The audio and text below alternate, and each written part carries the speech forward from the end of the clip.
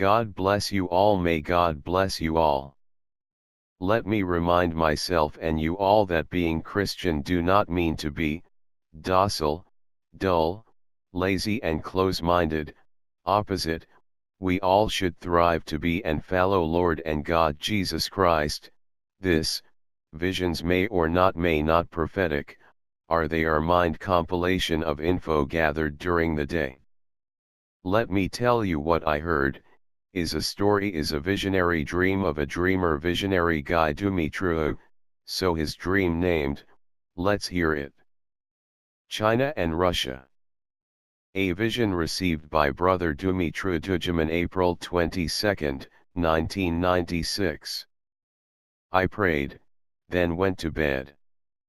I was still awake, when suddenly I heard a trumpet sound. A voice cried out to me, stand. In my vision, I was in America. I walked out of my home, and began to look for the one who had spoken to me. As I looked, I saw 3 men dressed alike. 2 of the men carried weapons. One of the armed men came to me. I woke you to show you what is to come. He said. Come with me. I didn't know where I was being taken, but when we reached a certain place he said, stop here. A pair of binoculars was handed to me, and I was told to look through them. Stand there, don't move, and look, he continued. You will see what they are saying, and what they are preparing for America. As I was looking, I saw a great light. A dark cloud appeared over it.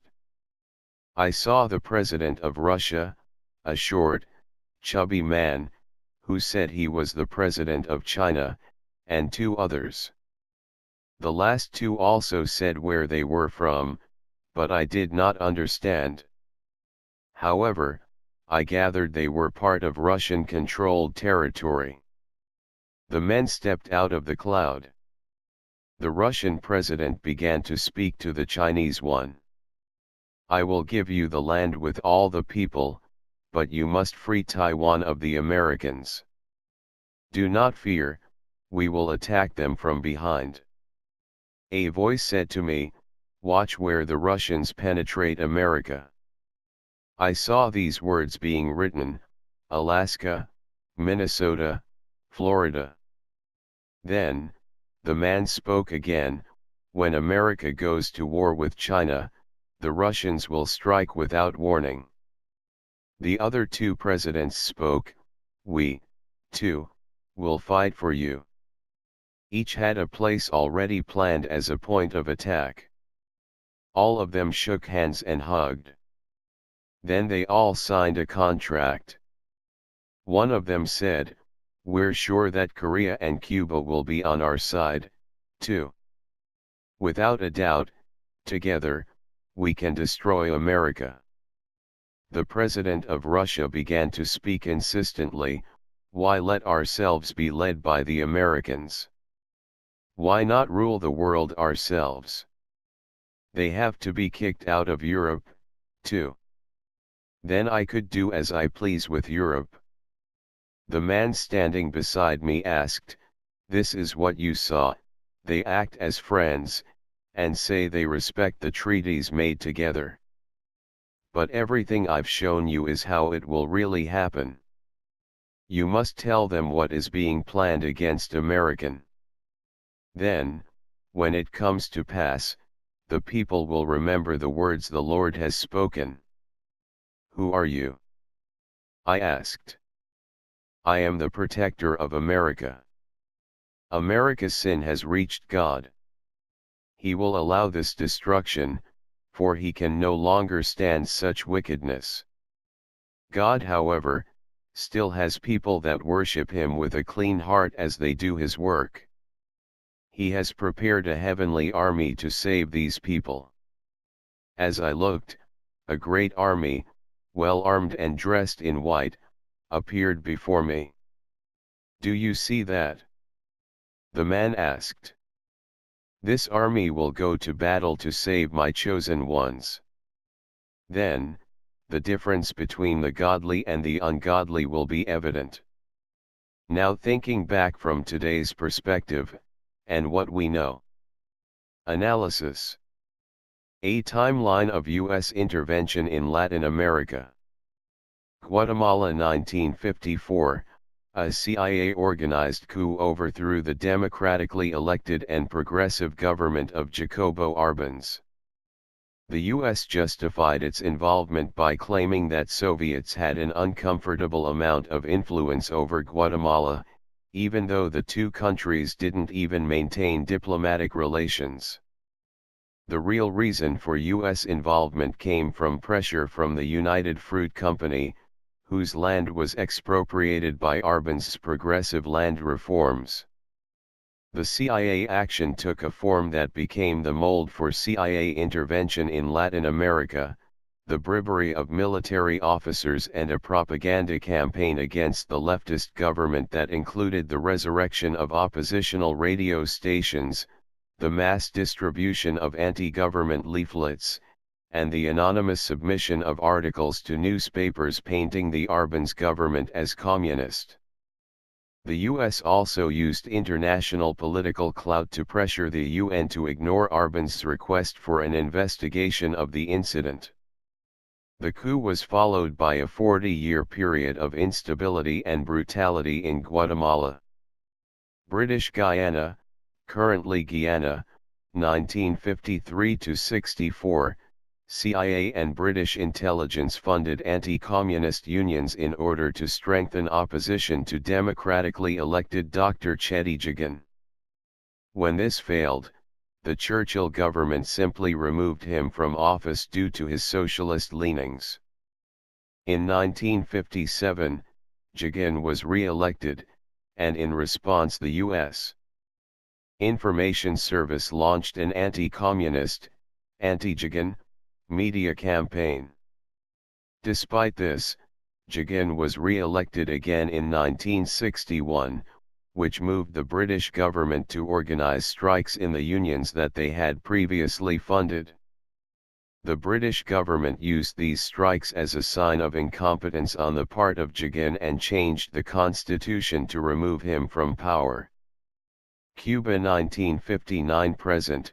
After the Cuban Revolution in 1959, the U.S. did everything in its power to prevent its government from succeeding. The U.S. performed air raids and even mobilized Cuban exiles to attack Cuba in the infamous CIA-orchestrated Bay of Pigs. The U.S. also enacted trade and credit embargoes, sabotaged goods destined for Cuba, made multiple assassination attempts on Castro, his brother Raúl, and Che Guevara. Ecuador 1960–63, the CIA infiltrated the Ecuadorian government, set up news agencies and radio stations, bombed right-wing agencies and churches and blamed the left, all to force democratically elected Velasco Ibarra from office. When his replacement, Carlos Orozmara, refused to break relations with Cuba, the CIA-funded military took over the country, outlawed communism, and cancelled the 1964 elections. Brazil 1961–64, after democratically elected Jânio da Silva Quadros of the Brazilian Labour Party, PTB, resigned, citing military and U.S. pressure as the reasons, his successor, João Goulart, was overthrown by a U.S.-supported military coup in 1964. Critics argue that this is because Goulart promoted social and economic reforms, limited the profits of multinationals, nationalized a subsidiary of U.S.-owned International Telephone and Telegraph, ITT, and refused to break relations with Cuba and other socialist countries. He was replaced by 2 decades of a brutal military regime. There would not be another Labour Party president until the election of Lula da Silva in 2002. Peru mid-1960s, the CIA set up military training camps and provided arms to the Peruvian government to combat guerrilla forces. Dominican Republic 1963–65, in 1963, Juan Bosch took office as the first democratically elected president of the Dominican Republic since 1924. He was a true liberal and called for land reform, low-rent housing, modest nationalization of business, and restrictions on foreign investment. 7 months after being elected, the U.S. allowed a right-wing military coup to take over the government. 19 months later, a popular revolution broke out which attempted to reinstate Bosch. The U.S. reacted by sending in troops to stop the Bosch revolutionaries. Meanwhile, the CIA and U.S. Information Agency, USIA, conducted an intensive propaganda campaign against Bosch. U.S. troops stayed in the Dominican Republic until September 1966, when, thanks in part to the anti-Bosch media campaign, Juan Bosch lost the election to Joaquín Balaguer. Uruguay 1964–1970, the CIA and the Agency for International Development, AID, set up the Office of Public Safety, OPS, mission in Montevideo to train police in the art of torture in order to suppress rebel activity. The torture and killing was mainly directed at the Tupamaros, guerrillas who embarrassed public officials and exposed corporate corruption. Now that Tabaré Vázquez, Uruguay's new left-leaning president, is in office, many who were once Tupamaro guerrillas are now holding positions in government. This roster includes Agriculture Minister José Pepe Mujica and Federal Deputy Luis Rosadilla, who previously spent 9 years in prison for his guerrilla activity. Chile 1964–1973, after the CIA unsuccessfully prevented Salvador Allende from winning the Chilean presidency by spreading propaganda and funding the opposition, it concentrated its efforts on getting Allende overthrown. The campaign, which involved bribing officers and spreading misinformation, was eventually successful and brutal dictator General Augusto Pinochet overthrew Allende in 1973. Allende died during the overthrow and 17 years of repressive military rule followed. The recently elected Chilean president, Michelle Bachelet, was herself imprisoned and tortured by Pinochet's regime, as was her father, who died while in captivity. In her acceptance speech, Bachelet promised that to lead with tolerance, saying, "Because I was the victim of hatred, I have dedicated my life to reverse that hatred and turn it into understanding, tolerance, and why not say it into love." Bolivia 1964–75, in 1952, an armed popular revolt defeated the military, displaced the oligarchy, nationalized the mines, instituted land reform, set up a new government, and reduced the military to an impotent force. Yet under the training, School of Americas, and financial support of the CIA and Pentagon, the military was built up again and overthrew President Victor Paz in 1964 because of his refusal to support Washington's Cuba policies. Note, this was nothing new for Bolivia, which has experienced the passing of governments more frequently than the passing of years. In January 2006, as Evo Morales was sworn in as Bolivia's first indigenous president, he predicted a future of indigenous rule, saying, "We are here to say enough of the 500 years of Indian resistance. From 500 years of resistance, we pass to another 500 years in power."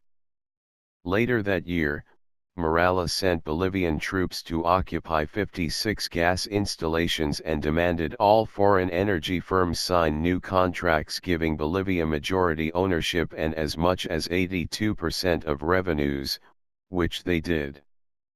Argentina 1970s. While Argentina was receiving worldwide condemnation for their human rights abuses during the dirty war against left-wing dissidents, U.S. Secretary of State Henry Kissinger was recorded giving the go-ahead to then Argentine Foreign Minister Augusto Gazzetti. "We would like you to succeed," said Kissinger of the civil war against the Argentine leftists. From 1975 to 1983, about 30,000 civilians accused of subversion either died or disappeared. Nicaragua 1978 to 1990, when the Sandinistas overthrew the Somoza dictatorship in 1979, the U.S. was frightened by what they thought could be another Cuba. President Jimmy Carter tried to sabotage the revolution through economic and diplomatic forms, and later Reagan used violence. For 8 years, Nicaragua faced military attacks by the US-funded Contras, Reagan's freedom fighters. In 1990, the US interfered in national elections, and the Sandinistas were defeated.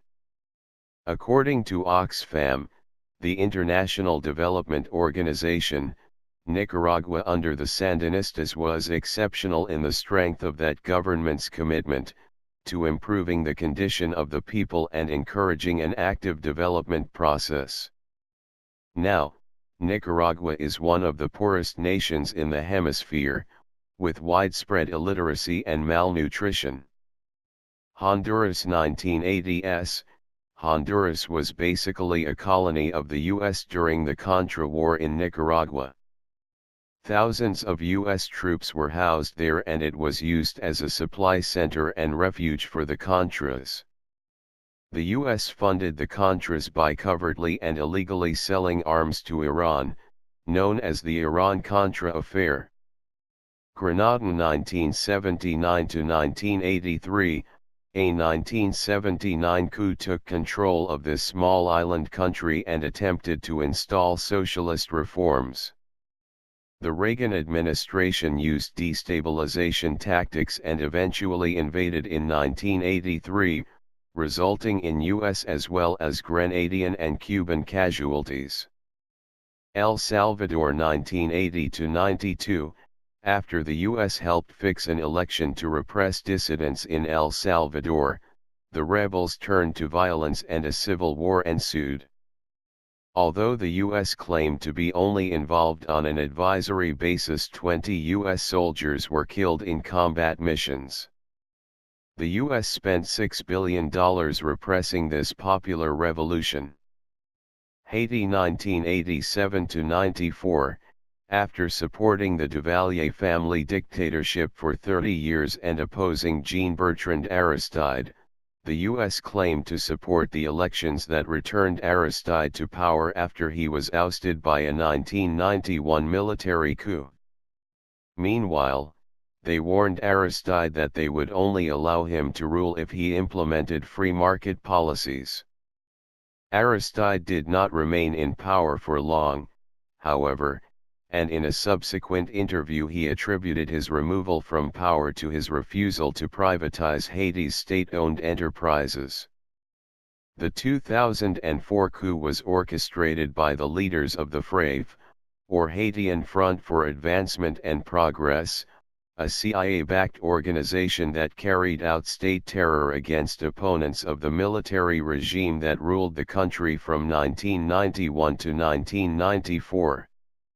Another leader in the armed coup against Aristide was Guy Philippe, a former member of the Haitian military who received training from U.S. Special Forces in Ecuador in the 1990s. After these forces pushed Aristide into exile, the U.S. stepped in to restore stability in Haiti, now under new rule. Since Aristide's removal from power, his supporters have been targeted by the UN forces now tasked with peacekeeping, killing many innocents from Haiti's poorest neighborhoods in the process. Panama 1989, just weeks after the fall of the Berlin Wall, the US invaded Panama, killing thousands, and leaving many more wounded and homeless in order to capture Manuel Noriega, a previous ally of the US. Mexico, Peru, and Colombia 1990s to present, under the guise of the drug war, the US has given military aid to these countries despite their poor human rights records. This aid is used to fight rebel forces. Venezuela, recent US intervention in Venezuela manifests itself as millions of dollars in contributions to political opponents of leftist President Hugo Chavez. The short-lived 2002 coup d'état that kidnapped the democratically elected president was orchestrated by groups who had received funding from the U.S. National Endowment for Democracy, NED. When the opposition took power, they dissolved all of Venezuela's democratic institutions, including the National Assembly, the Supreme Court, the Constitution, the General Attorney, and the Public Defender's Office. Meanwhile, their plan promised a return to free market economic policies. The coup only lasted 2 days before a popular resistance reinstated Chavez. Allied War in Russia, 1918-22, U.S. and Allied Wars in Russia, 1918-22. Many Americans would be surprised to learn that the USA, along with Britain, France, and Japan, fought a campaign in Russia just after the Great War, World War I.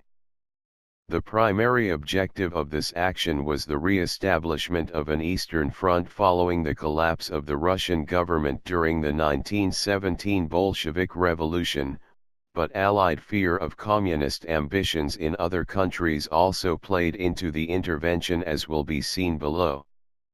The overall campaign was named the Polar Bear Expedition, but was also known as the Northern Russian Expedition, the American North Russia Expeditionary Force, ANREF, or the American Expeditionary Force North Russia, EFNR. These efforts are not mentioned in most history survey courses, and few texts even mention that U.S. troops, or those of any other nation, fought against the Bolsheviks during this period. The presence of U.S. Army units from Michigan in Vladivostok, Archangel, and other Russian locations is rarely noted, although the University of Michigan maintains an archive of photographs and other primary evidence relating to the period. From the Louis E. Schicker collection in the University of Michigan's Polar Bear Archives. Troops were sent to Russia near the close of World War I for several reasons, all of which were related to the instability of the Russian government. First, the Russian army's disastrous defeat at the hands of the Germans resulted in the abdication of Tsar Nicholas II. Initially, his government was replaced by an interim democratic administration, the only democratic regime that has ever existed in Russia, under the leadership of Alexander Kerensky. This change in government structure caused President Woodrow Wilson to change his mind about participation in the war. He had initially refused to commit the U.S. to an alliance with the despotic Tsarist government. Thus, U.S. troops were mustered for action on the Western Front. However, in October 1917 the Bolshevik Revolution replaced the Kerensky government with communist rule under Lenin, Trotsky, and Stalin. This resulted in the withdrawal of Russian troops from the Eastern Front as the new government negotiated a separate peace with Germany under the Treaty of Brest-Litovsk. Loss of the Eastern Front placed additional pressure on Allied troops from the US, France, Britain, and other countries fighting on the Western Front. The Germans were able to move troops from eastern borders to French battlefields, thus strengthening their hand. The change of government also left at risk vast amounts of military materiel and armaments provided by Britain to the Kerensky government. There was concern that these supplies would be captured by the Germans or, worse, the Bolsheviks.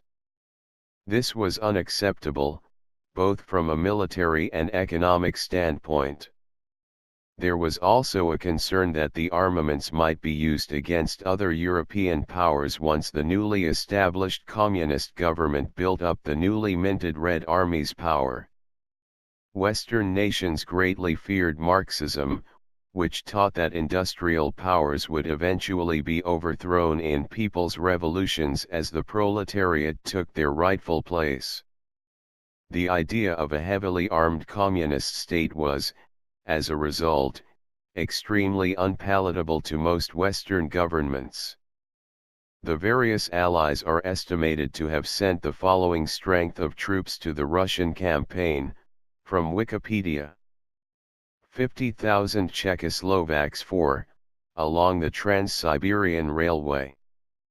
28,000 Japanese, later increased to 70,0005, all in the Vladivostok region. 24,000 Greeks, in Crimea and the Ukraine. 13,000 Americans, in Arkhangelsk and Vladivostok regions. 12,000 Poles, mostly in Crimea and the Ukraine. 4,000 Canadians, in Arkhangelsk and Vladivostok regions. 4,000 Serbs, in Arkhangelsk and Vladivostok regions. 4,000 Romanians, in Arkhangelsk region. 2,000 Italians, in Arkhangelsk and Vladivostok regions. 1,600 British, in Arkhangelsk and Vladivostok regions. 760 French, mostly in Arkhangelsk and Vladivostok regions. Obviously the British and French were desperately short of troops due to commitments on the Western Front. Thus their contribution to the Eastern Campaign was very small in terms of personnel. American troops were deployed in Archangel, Arkhangelsk, Murmansk, and Vladivostok. Many of these troops were from units organized in Michigan, including the 339th Infantry, 310th Engineers, 337th Field Hospital, and 337th Ambulance Company. This group later adopted the name the Polar Bear Expedition, and members referred to themselves as Polar Bears. U.S. involvement in this ill-conceived expedition was short. Once the armistice was signed on November 11, 1918, the Wilson government began receiving letters and petitions to bring the troops home from Siberia and other regions in which they were deployed. Most were withdrawn from Russia by mid-1919, having lost several hundred men to combat as well as sickness, including the Spanish flu. Video from YouTube showing U.S. soldiers from the 339th in Russia circa 1918. Consequences. The Allied incursion generally accomplished nothing significant in terms of either foreign relations or military success. The small forces deployed to Russia were unable to break the power of the Red Army, and simply watched as the White Army, composed of anti-communist Russians, was slowly destroyed. Worse, the Allies are said to have made and then broken numerous promises of additional assistance made to Admiral Kolchak, the leader of a government in exile established at Omsk following the Bolshevik Revolution. John Ward, who lead the British force known as Diehards, states that it is certain that Admiral Kolchak would never have gone to Siberia, nor have become the head of the constitutional movement and government of Russia, if he had not been advised and even urged to do so by the Allies. he received the most categorical promises of wholehearted support and early Allied recognition before he agreed to take up the dangerous duty of head of the Omsk government. Had these urgings and promises been ungrudgingly performed, a constituent assembly would be now sitting at Moscow hammering out the details of a federal constitution for a mighty Russian republic or a parliamentary system similar to our own. Ward, 1920. Having agreed to assist Kolchak and the anti-communists, the Allies then apparently worked at odds with each other rather than forming a united front behind his government. The British and Japanese were rabidly fearful of communism as a whole. The former were mindful of Marx's prediction that communism would be established first in England and France, the most industrialized nations, when he wrote the Communist Manifesto, while the latter feared communism as a threat to the monarchy. The Allies' help took the form of positive willful obstruction. The Japanese, by bolstering up Semyonov and Kalmykov, and the Americans, by protecting and organizing enemies, made it practically impossible for the Omsk government to maintain its authority or existence. The most that could be expected was that both would see the danger of their policy in time to avert disaster. One did, the other left when the evils created had got beyond control. Kolchak has not been destroyed so much by the acts of his enemies as by the stupidity and neglect of his Allied friends. Ward, 1920. It may also be argued that this incursion into the fledgling Soviet Union, then called the Russian Soviet Federative Socialist Republic, by Allied forces set the stage for later Soviet fear of attack from the West. Certainly the intervention of foreign troops and their action against the new communist regime was a useful propaganda tool. It could be used to justify fear of capitalist states, the later creation of the Eastern European Soviet bloc, as a buffer against invasion, and even the extermination of Soviet soldiers who came into contact with non-Soviet governments and military agencies. As is so often the case, a badly thought-out short-term foreign policy decision had serious ramifications for decades to come. Is it any surprise that this incident is not even discussed in U.S. history classes? In a New York Times article, 1950's U.S. Nuclear Target List offers chilling insight. Washington Target Category number 275 from the Nuclear Target List for 1959 may be the most chilling. It is called simply population.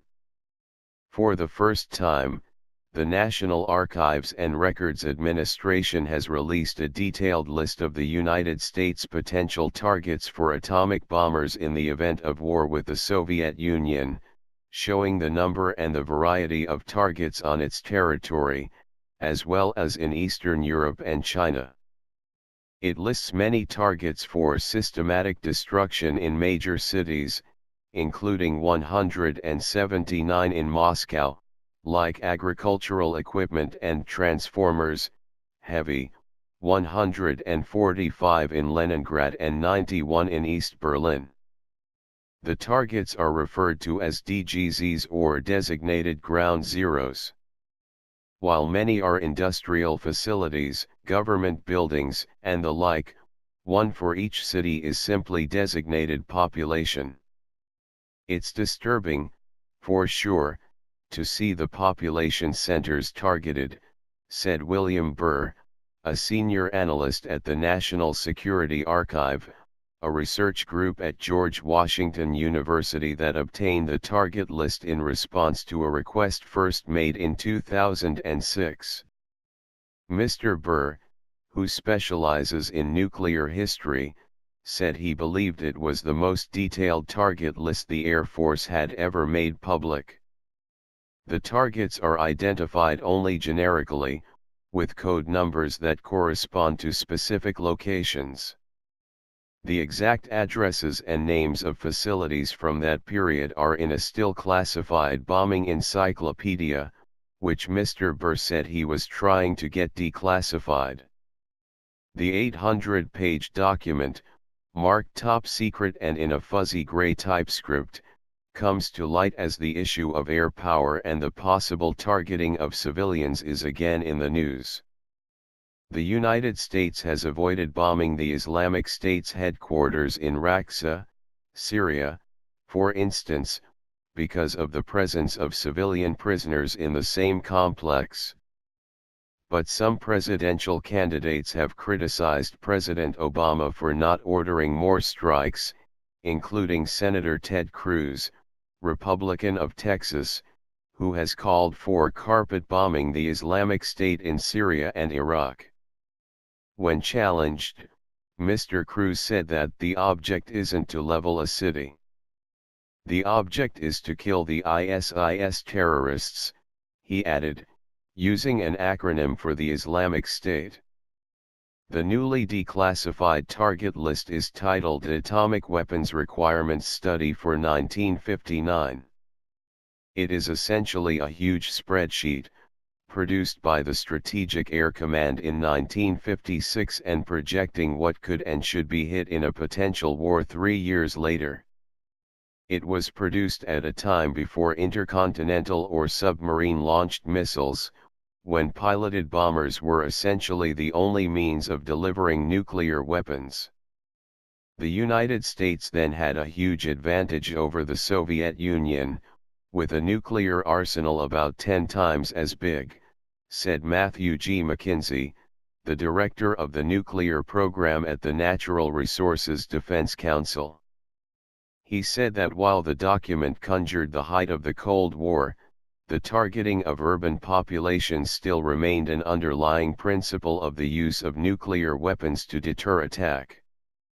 The heart of deterrence is the threat to destroy the adversary's cities, even today, Mr. McKenzie said.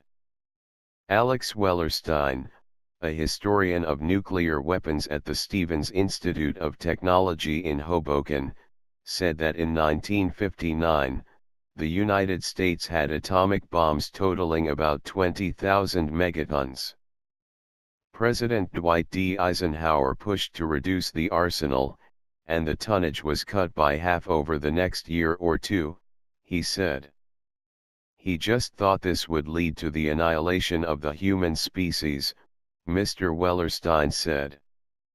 At the time, military planners sought to surround the Soviet Union with bomber bases and, in the event of war, called for what they referred to in official documents as a bomb-as-you-go strategy, flying toward the biggest Soviet cities and hitting every listed target along the way, Mr. Wellerstein said. The 1956 document makes air power the highest priority target, including 1,100 Soviet bloc airfields, since the goal was to destroy Soviet bombers before they could take off and head for targets in Europe and beyond. But many air bases and command centers were in and around population centers, so even those strikes would have resulted in extensive civilian casualties. The targets with the second highest priority were those of the industrial infrastructure. That included the people who ran it.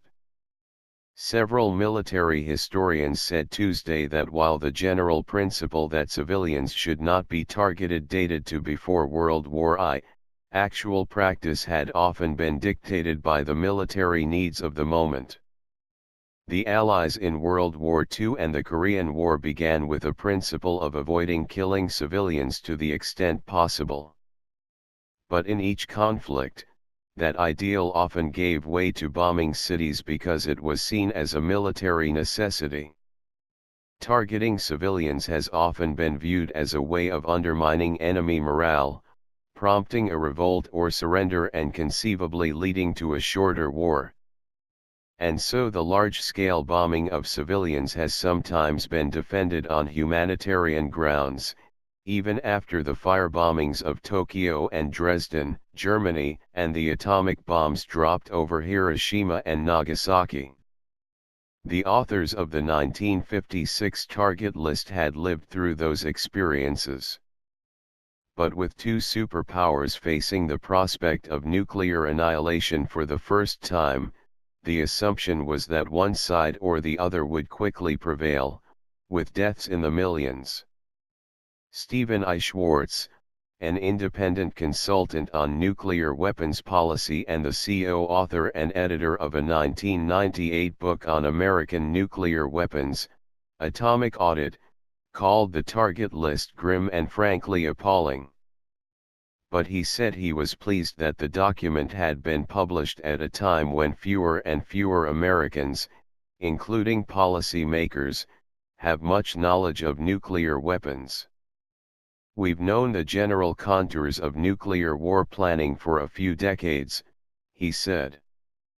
But it's great that the details are coming out. These are extraordinary weapons, capable of incredible destruction. And this document may be history, but unfortunately the weapons are not yet history. Somehow in this visions, the God messenger angels, left out some details. Aha! So there are lots to think about, to take in and take to churches, priests to identify, learn, and educate, discuss and implement in day-to-day life. To not work and support any institution, business that is doing Satan work, repent then all. God and His Son God Jesus Christ bless you all. God bless you all. May God bless you all. Let me remind myself and you all that being Christian do not mean to be docile, dull, lazy and close-minded. Opposite, we all should thrive to be and follow Lord and God Jesus Christ. This, visions may not prophetic, are they our mind compilation of info gathered during the day. Let me tell you what I heard. Is a story is a visionary dream of a dreamer visionary guy Dumitru, so his dream named, let's hear it. China and Russia. A vision received by brother Dumitru Dujaman.